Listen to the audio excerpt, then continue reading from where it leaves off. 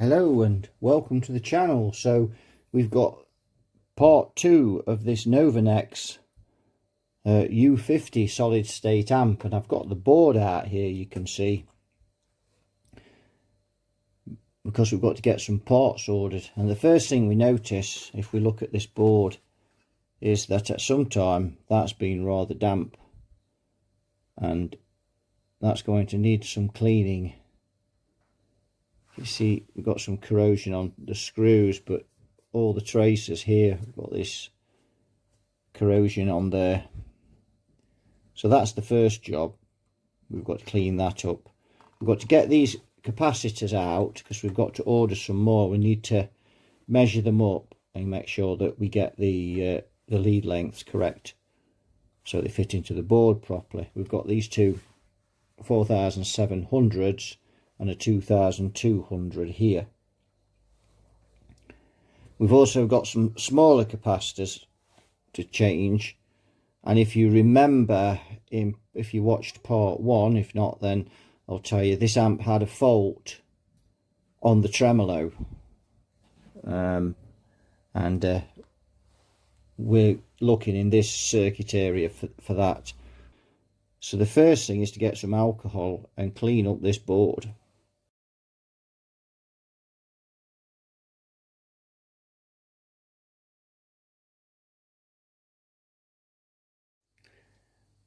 Right, I've done quite a bit of work to this amp. In fact, we've got all the electrolytics in it now. So you can see we've got the two 4700 microfarads in series, 2200, and we've done all the caps, all the other small electrolytic capacitors. Did find one in this circuit here, which I believe is for the tremolo. We did find one that just tested damage. So I'm hoping the tremolo fires up when we plug this back in. But unfortunately I have found some other problems with this amp. So we've got some 0.1s here, and they're crumbling away. The legs come away from that one. The other two I took out weren't sparkling. So we've also got this one, and this one is cracked on the edge. See if we can, doesn't want to focus there. You might be able to see, might not because of the light, but there's a crack in the side of that, and we've got that strange pip out of it there. I'm not sure what that's about. So we've got a few of those, so I want to change those as well. So I may just end up going through and shotgunning all of those, because they're just not in good shape. And we was definitely right to change the capacitors in this amp. That, you know, I did test a few of them at random. Most of them was out of tolerance, and I say one was completely shot, though we did have a fault on the tremolo, so we did expect to find something amiss there. Right, so we'll get these capacitors out and changed, and then we can probably then look at getting this back in its chassis, this PC board, and giving it a blast. Right, there we are. So changed all of those colour-coded caps. They were all crumbling to bits. I actually managed to test a couple of them, and they tested fine. They're just crumbling to pieces, so they've had to go. This one here is fine. So is this one. There's one just behind the volume there. They're okay. One there, that's okay. I put some gumption around those caps just to make sure they stay in place, and that's it. It's ready to go back in its chassis, and we'll test this reverb and see, finding that busted cap that we got in there, see if it's cured this reverb. If not, we'll have to do some diagnosing with those transistors, because that's probably all it'll be, or it could be a resistor, I suppose, but we'll diagnose that should we need to. But in the meantime, let's get it put back together. Right, we've got it all back together. So we'll just go through a few things that I've done on this amp. Just recap. So I've changed the 4700 microfarad caps, changed the 2200, reseated the transistors so they've got fresh heat sink on, and we replaced all these caps here. These are all the new ones. Remember, those color coded ones were all corroded. We've obviously changed all these capacitors here, these aluminiums. All the resistors are good. Now the other thing we've changed is this trim pot here. So if we just go across, you can see here we've got this Bourne's trim pot as 25 turn trim pot. So the original one was like this, and that was crumbling away. That's for the bias for this amp. So that's been changed as well. So been right through this amp, cleaned all the pots, cleaned the switch as well, because the switch was faulty. But we cleaned it. You clicked it, and then sometimes it didn't engage properly, and then suddenly you'd feel it engage. So we cleaned that, and that sorted that out. The tremolo now works it works okay, but if you turn the volume, if you turn the intensity right up, the volume goes down on the amp for some reason. But the customer, he doesn't really use that. As long as it works as to a fashion, he's fine with that. So yes, we're all good to go with this now.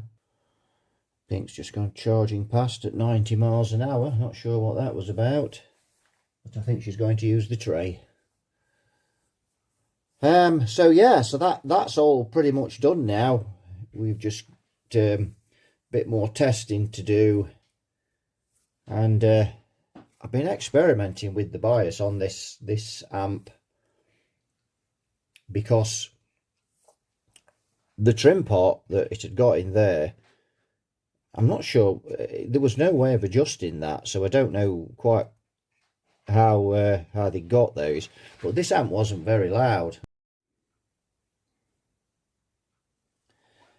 Now, another thing that I had to change in this amp that was faulty was this gentleman here, and that is an SCR. So one of the Tecor sensitive SCRs, EC103B.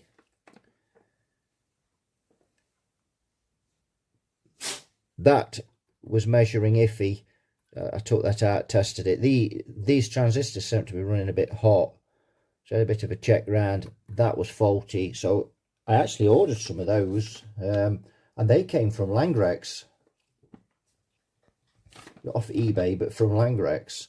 So if you're struggling to find those, Langrex have got them. Quite an old component, but there's still some new old stock ones around, and they've got quite a lot in stock as well. So yeah, so we had to change that. These small transistors didn't seem to be getting hot after we changed that, so don't know whether that was related, but it was faulty. So yeah, everything in there now is all good, and I think we're ready to give this a demo. Just do a bit more testing, just flick that round, just do a bit more testing, and I think we're ready to go with this. Right, I've got this Novanex on the 4x12, so we're going to give it a blast.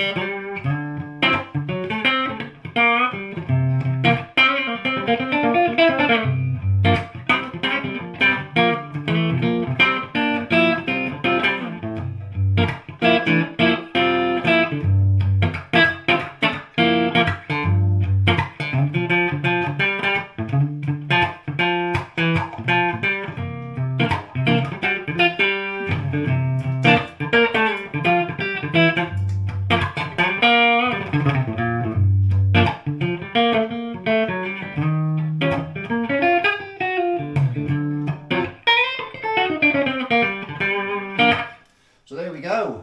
That's sounding quite delightful. That's on the neck pickup there. The neck's gone back on this guitar. I haven't played it for a while, and it seems very weird to play after playing PRS and not getting a lot of lift on the action, so I need to adjust it.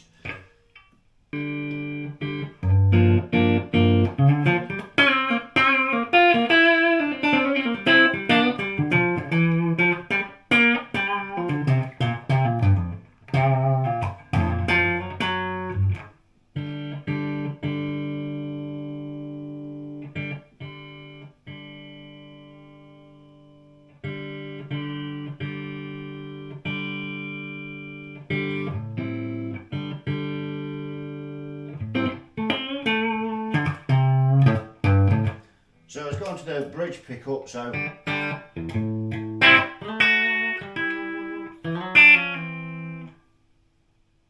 now this middle, when you turn it in,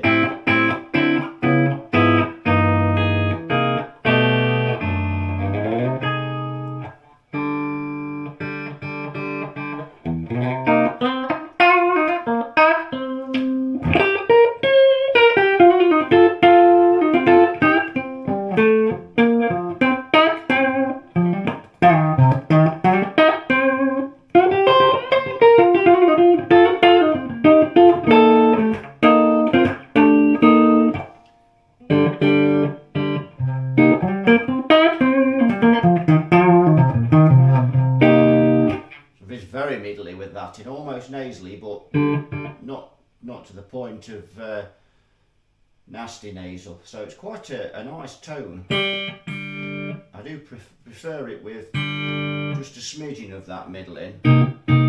Word of the week, smidgen.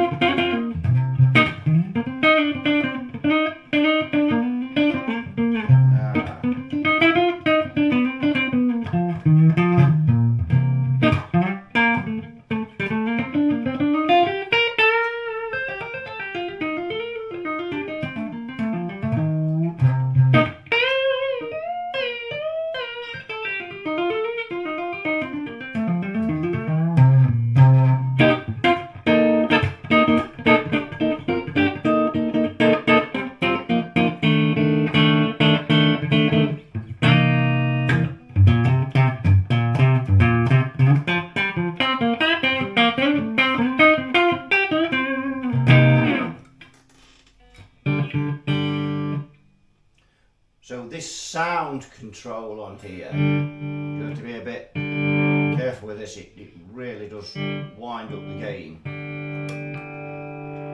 on the amp.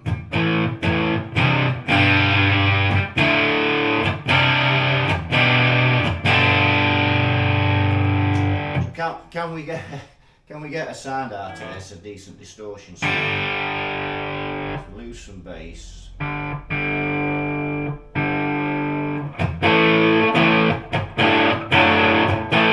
So as soon as you put the mid in, it does get a bit middly, just a little bit.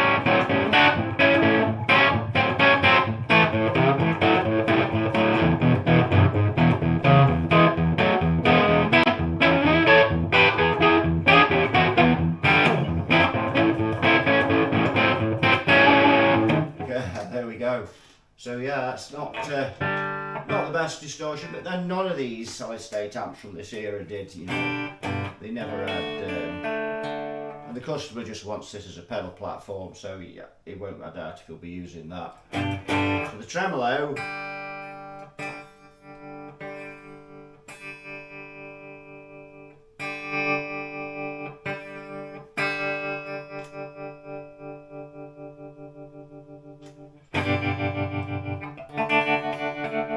now does work, but you got to very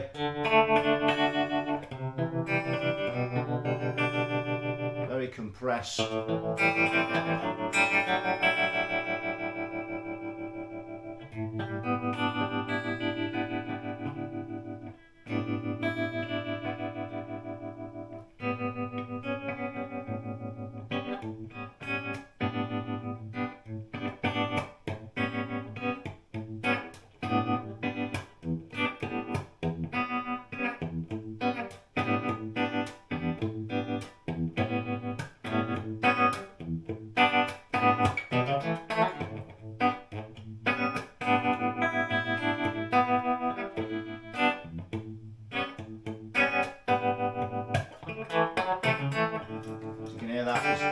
It's quite a fast tremolo as well, a bit teeth chattery there, and it does get quite slow.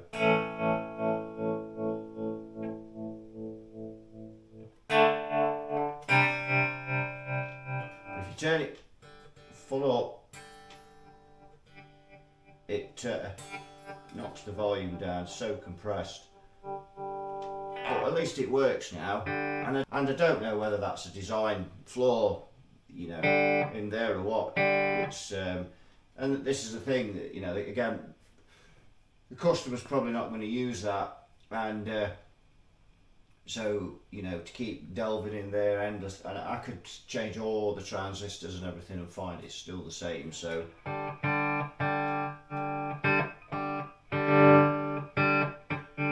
as a pedal platform, it's a nice amp.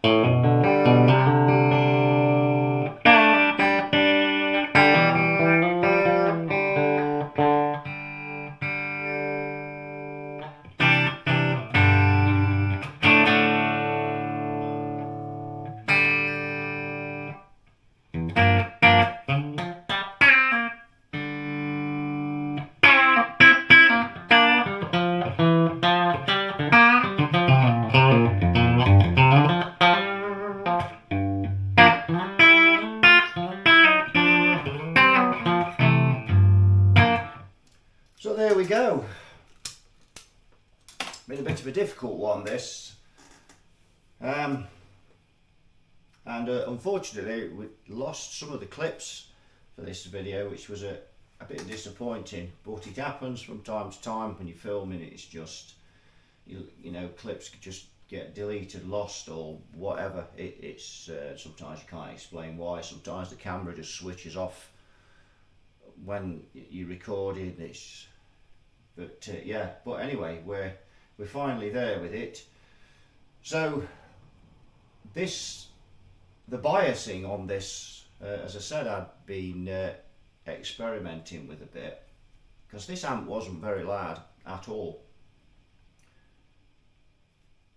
and the bias preset part, although it was crumbling away anyway, so we put another one in, but they weren't adjustable. And the reason for that is to stop people, you know, winding this up and getting more gain out of it. But it was very low, the bias on it. Now, one of the reasons that they probably do that, I'm guessing, is because it depends what you're putting through this. For instance, if you're going to put music through this, so, you know, somebody thinks, oh, I'll use that for a disco, those transistors will get hot much quicker than having guitar through them. They just do. So, you know, when you put a 1 kilohertz sine wave through this thing gets much warmer. We've been playing the guitar through it now. These are virtually stone cold. They're not even warm. So this amp's kicking out now somewhere around 45 watts when it's flat out on the dummy load on the scope. So we're getting about 45 watts. When I plug this in before I change that preset, we're getting about, I don't know, 15, 17. So the bias have been wound down, because I'm guessing, you know, when they manufacture these, they have to generalize them. You know, they have to sit there and think, well, if we bias this at 45 watts and somebody plugs, you know, a couple of DJ decks into it and they wind it up, it's just going to overheat and blow. So, but knowing that the guy that, you know, that's using this is only going to be using it for guitar, I have nipped the bias up a little bit, and the amp sounds great. You know, it had no life before. As soon as we up the bias, it's just, you know, when you strum it now, it's just alive. You know, biasing solid state amps is a bit tricky. And the other thing is the heat sinks on them. You know, this heatsink is not wonderful, and there is some space under the back here, and, you know, it would have been a good idea to have made that thicker there so there was a bit more heat dissipation on there. When you're building an amp, you know, for the general public, it's going to get general use, so you've got to bias it for that. So I don't blame them for under biasing it, because what else can you do? You know, you start banging music through that, it's just going to blow up eventually. It'll burn the transistors out. The guitar doesn't, you know, it doesn't give them off so much current. Maybe one day we could do a video on that. But again, everybody approaches it differently.